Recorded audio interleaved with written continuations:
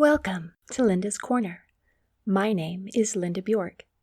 For today's episode, I will be sharing an excerpt from one of my books called You Got This, An Action Plan to Calm Fear, Anxiety, Worry, and Stress. With all the disturbing current events we're facing, people all around the world are experiencing overwhelmingly high levels of stress right now. I feel strongly about the need to help empower people to be resilient and able to handle their problems. You Got This is a thoroughly researched, easy-to-read, well-designed action plan to calm feelings of fear, anxiety, worry, and stress, with a wide variety of proven cognitive behavioral therapy techniques that empower people to regain a sense of peace and control in their lives. You Got This will show you how to decrease stressors, increase coping skills, increase confidence, increase resilience, and find solutions to your problems. The book is available in paperback and ebook formats on Amazon. In this book, we're going to discuss ways to decrease our stressors, as well as ways to increase our coping skills. I'll share cognitive behavioral therapy tools that have been scientifically proven to be effective in lowering stress, fear, worry, and anxiety. We're going to learn some somatic quieting skills and how to broaden our vision to find answers to our problems. But that's not all. Skills are acquired by learning and practicing, so we're not just going to talk about it. Positive changes require action. So I'll guide you through a series of simple, consistent actions that will help alleviate fear and increase a sense of peace and control in your life. I have created a simple schedule to guide you through the next 30 days. I know that your plate is already full, but don't worry, these won't take a lot of time. Everything in this book is designed to ease your burdens, not add to them. And I will explain what to do and why we're doing it each step along the way. The schedule for each day includes a brief morning routine to get the day started off right, a daily action step to acquire and practice skills, and finally, a short evening routine to help you relax and enjoy better quality sleep. Charts for each day are included in the appendix. My intention is to provide an effective action plan to help you relieve worry, stress, anxiety, and fear while increasing feelings of peace and well-being. I intend to share tools that will help you unlock the answers that are already inside of you so that you will be better able to find solutions to your own problems. However, my intention alone is not sufficient. We're going to turn to the expert for answers. Not an expert, the expert. You are the expert on you. You know your strengths. You know your weaknesses. You know your problems. You know your history. The answers to many of your challenges are actually already inside of you, and I'm going to help you find them through a series of small, consistent steps that will help foster healing, alleviate worry, anxiety, and fear, and allow the answers to begin to flow through you. Now we're going to talk about emotional walls. It is important to understand some challenges that are likely to arise when you attempt to move from a place of fear, worry, anxiety, and stress to a place of general peace and tranquility. These challenges come from two basic sources, and either one of them may make things worse before they get better, and they may make you want to quit and give up. But being properly informed empowers us to keep going and experience healing, peace, and growth in spite of obstacles in our path. To understand why we hit emotional walls, it's helpful to understand a little about the normal function of the brain. There is a network of neurons located in the brainstem called the reticular activating system, or RAS, which is the gateway into the brain. All of the sensory information that we encounter first enters through the RAS, which determines where to send it. The reticular activating system acts as a filter so that we don't become overwhelmed by an overload of information.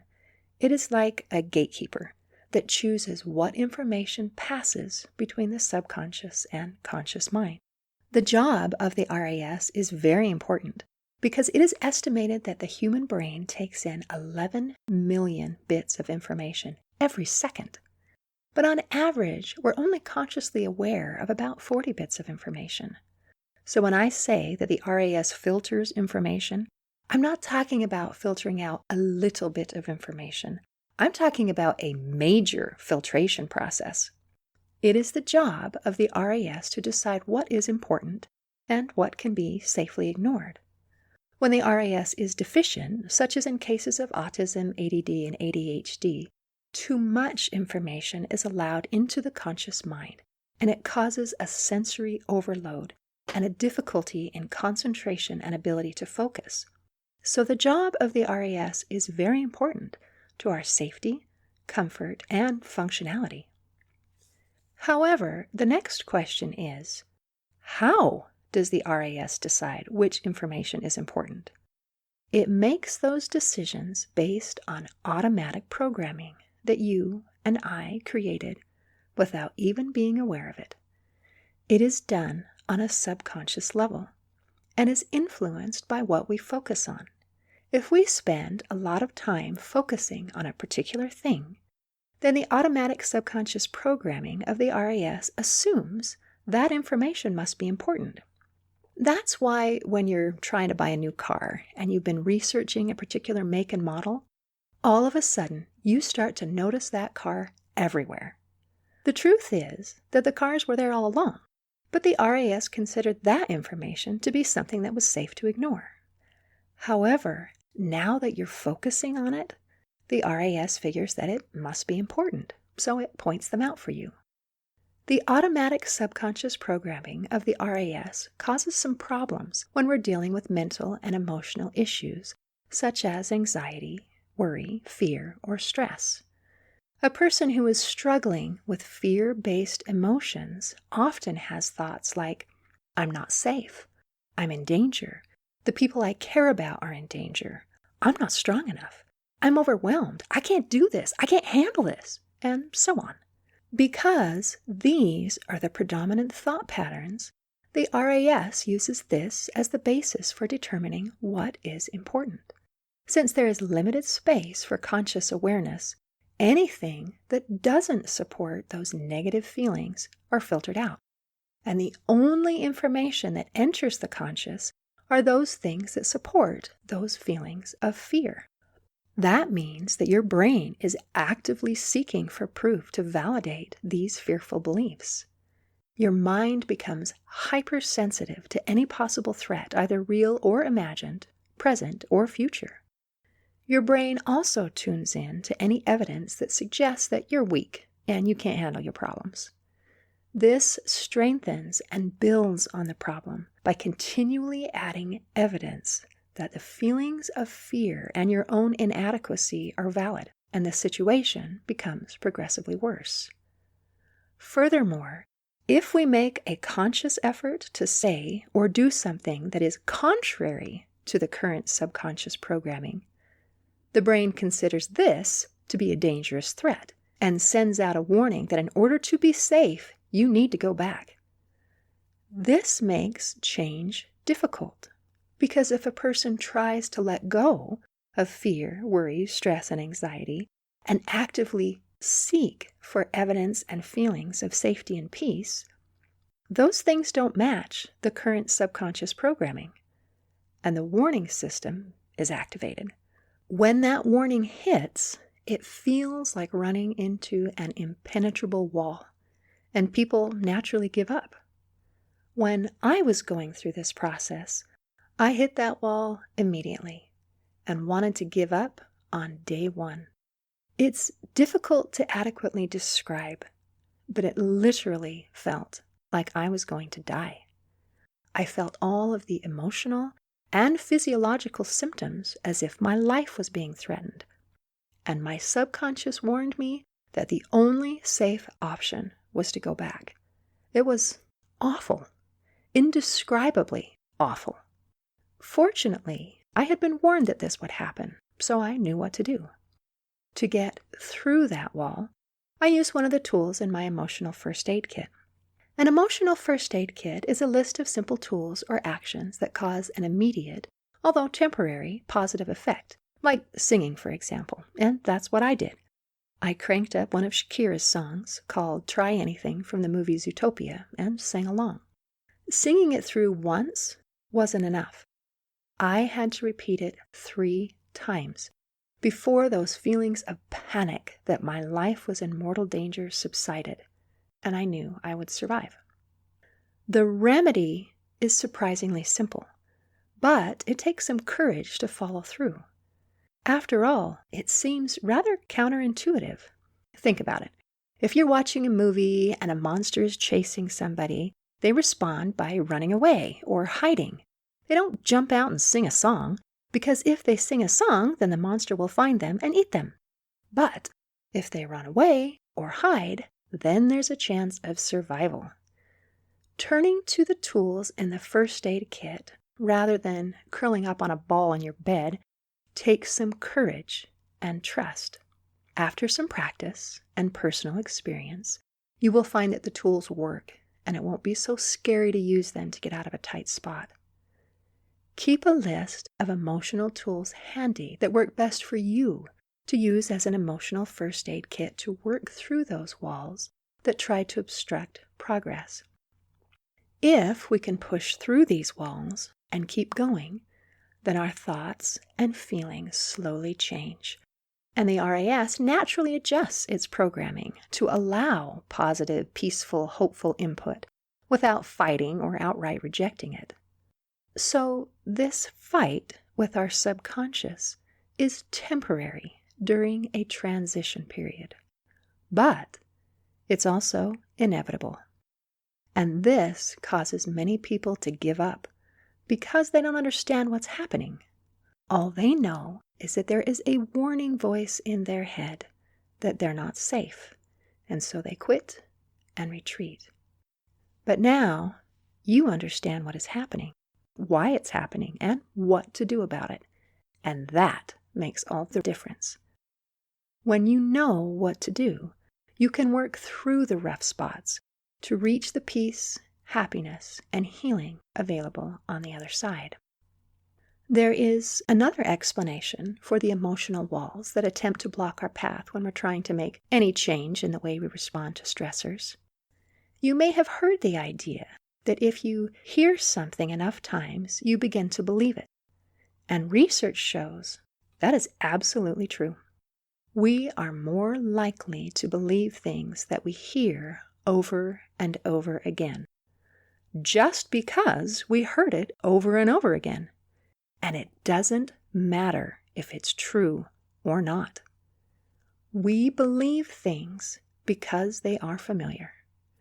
Scientists call this phenomenon the mere exposure effect, and it's baffling because it has nothing to do with truth or reason or logic.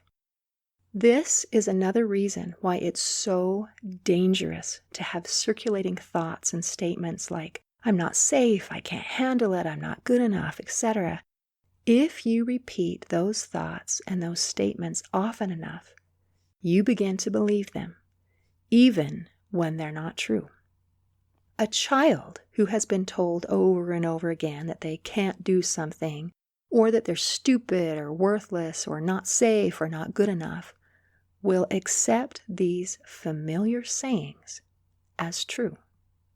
The flip side of the coin is that once we believe something, whether or not it's true, our subconscious will fight to protect those beliefs by rejecting anything that is unfamiliar or contradicts what we already believe. Sadly, that means that the child who has grown up with the belief that they're stupid or worthless or not safe or not good enough will then fight to defend and support those beliefs their whole life. That is, unless they go through the conscious effort to change those beliefs. When feelings of fear, worry, anxiety, and stress are repeated over and over, they become familiar, and we believe them to be the only possible truth. It may seem ironic, but a person may subconsciously believe that feelings of fear, worry, anxiety, and stress are more safe than feelings of peace, serenity, calmness, and contentment, because those feelings are unfamiliar and therefore dangerous. People often subconsciously fight to hold onto those fearful beliefs. They reject thoughts about happiness, positivity, hopefulness, confidence, relaxation, success, or peace, because they contradict what their minds already believe to be true. These two sources, the reticular activating system and the mere exposure effect, make it difficult to find peace when you're stuck in a pattern of fear. However, there is a difference between difficult and impossible. You can do this. I'll freely admit that it's hard, but it's oh so worth it. Scientific research shows that if you're persistent, then those same principles of repetition that create familiarity can also change the way that you think and the way that you feel. But don't give up halfway, or it will make it harder. If you give up, the walls become stronger. If you keep going, then you become stronger. Mental and emotional healing takes time and effort. It's not an immediate change, like flipping on a light switch. It's more like the gradual change of watching a sunrise. Remember, when you understand what is happening, why it's happening, and what to do about it, you can work through the rough spots to reach the peace, happiness, and healing available on the other side. Both of these obstacles are temporary, if you don't give up, that is. In fact, both of these obstacles turn into allies once you get through that transition phase. If you hear and say over and over again that you're safe, capable, and peaceful, then those words and those feelings will become familiar, and your mind will believe in those concepts. If the focus of the reticular activating system is safety, confidence, and peace, then your mind will show you all the reasons why you are safe and capable. It will highlight reasons to feel grateful, satisfied, joyful, and peaceful. The mere exposure effect can help you believe in the ideas of safety and peace. And then the RAS will gather evidence that those ideas are valid. They will work for you instead of against you.